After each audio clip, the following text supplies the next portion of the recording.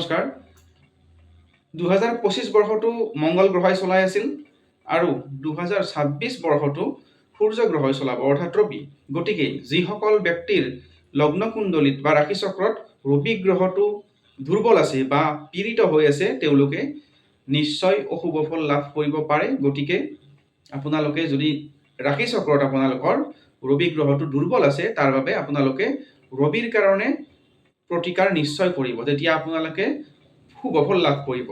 ৰবিৰ কাৰণে সদায় সূৰ্য প্ৰণাম কৰক। আৰু যদি আপোনালোকে গাড়ী চলাই থাকে, এনি টাইম গাড়ী মটৰৰ লগত জড়িত হৈ থাকে, তেনেহ'লে সূৰ্য গ্ৰহৰ যিটো লকেট পায়, চিম্বলিক লকেট, সেইটো আপোনালোকে গাড়ীত ওলমাই ৰাখিব পাৰে। বা আপোনালোকে সূৰ্য গ্ৰহৰ যিটো মণি, মাণিক বুলি কয়, ৰুবি, সেইটো ধাৰণ কৰিব পাৰে।